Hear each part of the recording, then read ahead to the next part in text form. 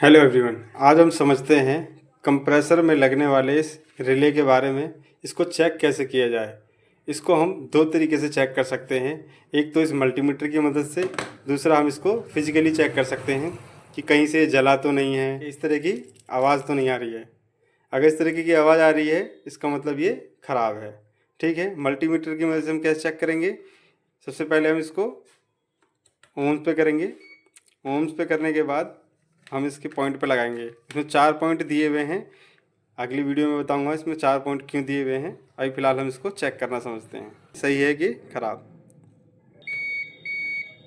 ये आया हमारा 40, 38, 39 ओम्स ये आ रहा है। इसका मतलब ये हमारा ठीक है।